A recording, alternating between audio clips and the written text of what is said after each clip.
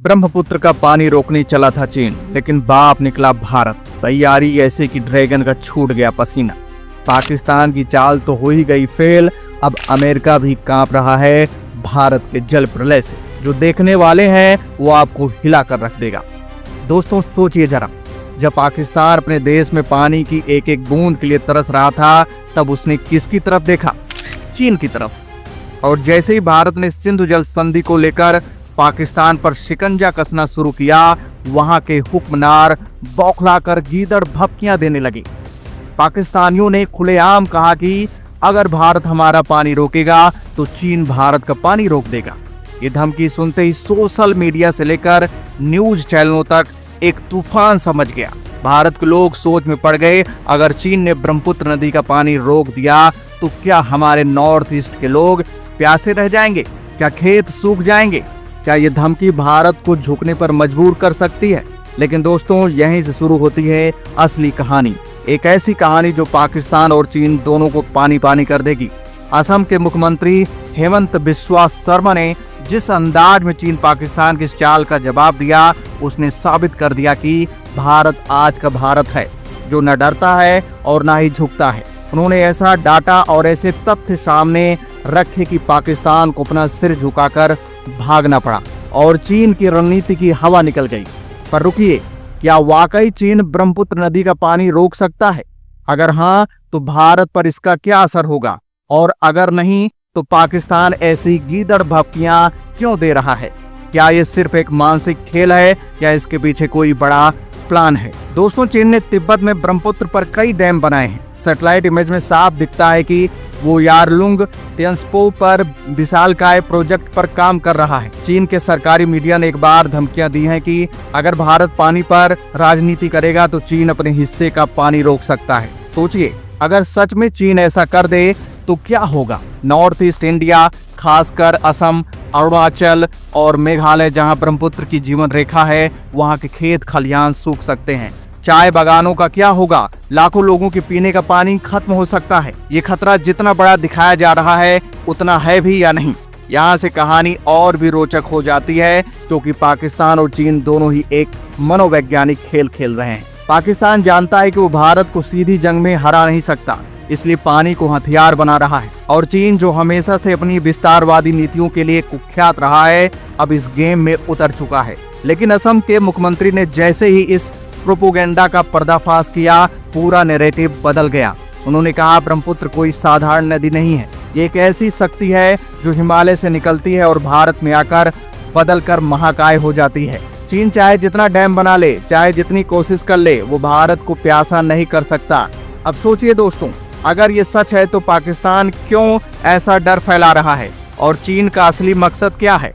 क्या ये सिर्फ पानी की जंग है या इसके पीछे भारत के खिलाफ कोई बड़ी साजिश चल रही है? दोस्तों, यही वो सस्पेंस है जो आज हम इस वीडियो में खोलने जा रहे हैं। क्या चीन का ब्रह्मपुत्र पर डैम बनाना सिर्फ बिजली उत्पादन के लिए है या वो पानी को युद्ध का हथियार बनाना चाहता है? क्या भारत इस खतरे के लिए तैयार है? और अगर चीन ने वाकई पानी रोकने की हिमाकत की, तो भारत के पास कौन सा जवाब है जिससे चीन खुद पानी मांगने पर मजबूर हो जाएगा? सोचिए जरा, भारत के पास दुनिया का सबसे उन्नत रिवर मैनेजमेंट सिस्टम बन रहा है।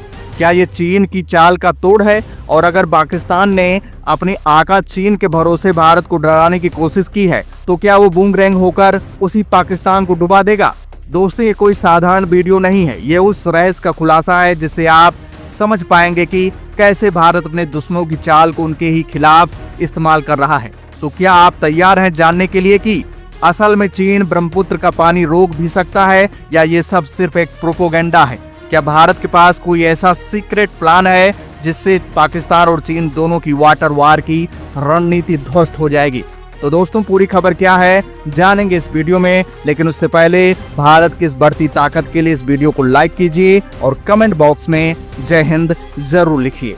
दोस्तों, चीन और पाकिस्तान ने जब भारत को वाटर वार की धमकी दी थी, तब उन्होंने सोचा था कि भारत डर जाएगा और अपनी रणनीति से पीछे हट जाएगा। लेकिन वो शायद भूल गए कि भारत अब उस दौर में नहीं है जब ये सिर्फ धमकियों पर रुक जाए। भारत ने पिछले कुछ सालों में जो तैयारियां की हैं, वो साबित करती हैं कि अगर किसी ने हमारे पानी की तरफ आंख उठाकर देखा, तो हम उसका जवाब ऐसा देंगे कि इतिहास में मिसाल बन जाएगा।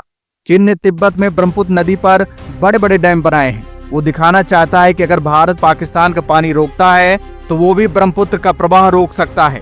लेकिन सच ये है कि ब्रह्मपुत्र का 70% पानी भारत में पैदा होता है। चीन सिर्फ 30% पानी कंट्रोल कर सकता है, और वो भी ज्यादा देर तक नहीं, क्योंकि अगर वो ऐसा करता है तो उसके अपने इलाके में बाढ़ आ सकती है। अरुणाचल प्रदेश और असम के बड़े हिस्सों में इतनी बारिश होती है कि ब्रह्मपुत्र का जलस्तर साल दर साल बढ़ता जाता है।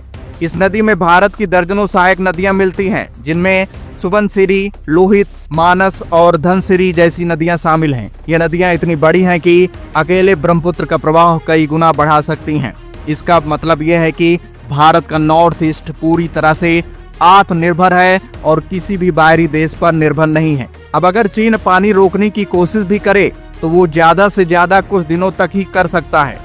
ऐसा करने से तिब्बत के डैम पर इतना प्रेशर बनेगा कि खुद चीन को बाढ़ का खतरा पैदा हो जाएगा। इसके अलावा ग्लोबल लेवल पर भी चीन को इसके लिए भारी आलोचना का सामना करना पड़ेगा, क्योंकि नदियों को हथियार बनाना अंतर्राष्ट्रीय कानूनों का उल्लंघन है। भारत ने इस खतरे को पहले ही भांप लिया था, इसलिए भारत ने नॉर्थ ईस्ट में कई बड़े प्रोजेक्ट शुरू कर दिए हैं, जिसमें फ्लड कंट्रोल के लिए early warning system, river monitoring system और नए डैम का निर्माण शामिल है। ये प्रोजेक्ट इतने एडवांस हैं कि चीन अगर पानी रोक भी ले तो भारत उसका मुकाबला आसानी से कर सकता है। भारत के वैज्ञानिक ने इस बात पर भी रिसर्च की है कि अगर चीन अपने हिस्से का पानी रोकता है तो इसका भारत पर क्या असर पड़ेगा।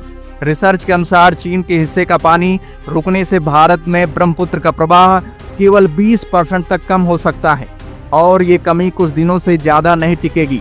अब पाकिस्तान की बात करें तो उसने चीन के नाम पर डर फैलाने की कोशिश की थी, लेकिन उसे ये नहीं पता था कि भारत ने सिंधु नदी पर रुकने का कानूनी अधिकार हासिल कर लिया है। पाकिस्तान के नेता सोचते थे कि चीन भारत का पानी रोक देगा और इससे भारत पर दबाव बनेगा, लेकिन भारत ने दोनों देशों की इस चाल को पहले ही नाकाम कर दिया है। भारत ने ब्रह्मपुत्र बेसिन में वाटर मैनेजमेंट की नई तकनीकें लगाई हैं। इससे बाढ़ के खतरे को कम किया गया है और पानी का सही इस्तेमाल सुनिश्चित हुआ है।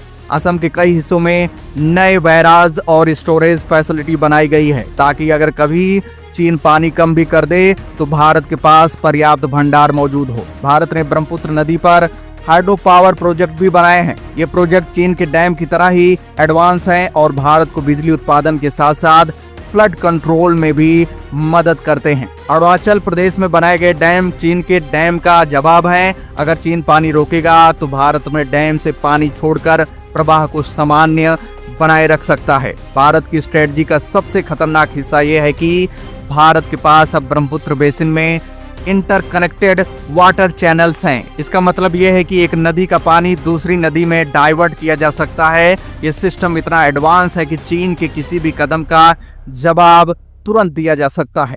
अब एक और महत्वपूर्ण बात, अगर चीन ने ब्रह्मपुत्र का पानी रोकने की हिमाकत की तो भारत के पास इंटरनेशनल कोर्ट में जाने का अधिकार है। चीन पहले ही साउथ चाइना सी में अपने रवैये के लिए बदनाम है। अगर वो ब्रह्मपुत्र को हथियार बनाता है तो दुनिया भर के देश उसके खिलाफ खड़े हो जाएंगे। भारत की तैयारियों का असर ये हुआ है कि अब चीन खुलेआम भारत को धमकाने से बचता है। पहले चीन का सरकारी मीडिया बार बार ब्रह्मपुत्र पर बने डैम की तस्वीरें दिखाकर भारत को डराने की कोशिश करता था, लेकिन अब वो भी चुप है, क्योंकि उसे पता है कि भारत ने हर चाल का जवाब तैयार कर लिया है। पाकिस्तान के लिए ये और भी बुरी खबर है। उसे लगा था कि चीन के नाम पर भारत डर जाएगा और सिंधु जल संधि से पीछे हट जाएगा, लेकिन हुआ उल्टा। अब पाकिस्तान का पानी सूख रहा है और किसान सड़कों पर उतरकर प्रदर्शन कर रहे हैं। भारत ने नॉर्थ ईस्ट में फ्लड कंट्रोल और वाटर मैनेजमेंट के साथ साथ कृषि के लिए कई नई तकनीकें लगाई हैं। इससे ये साबित होता है कि भारत किसी भी हालात के लिए तैयार है। भारत अब सिर्फ अपने हक का पानी बचाने में यकीन नहीं करता, बल्कि दुश्मनों की चाल को उसके ही खिलाफ इस्तेमाल करने में भी माहिर हो गया है। अब अगर चीन और पाकिस्तान ने मिलकर भारत पर वाटर वॉर छेड़ने की कोशिश की तो इसका सबसे ज्यादा नुकसान उन्हें ही होगा। भारत ने हर एंगल से प्लान तैयार कर लिया है, चाहे डिप्लोमेटिक लेवल हो, टेक्निकल लेवल हो या मिलिट्री बैकअप। भारत हर जगह मजबूत है। अब सोचिए दोस्तों, अगर कल को चीन ने ब्रह्मपुत्र का पानी रोकने की कोशिश की तो भारत के पास उसे जवाब देने के लिए कितनी खतरनाक स्ट्रेटजी है। क्या आपको लगता है कि पाकिस्तान और चीन जैसे देश मिलकर भी भारत का मुकाबला कर पाएंगे? कमेंट बॉक्स में जरूर बताइएगा। तो दोस्तों, जय हिंद, जय भारत।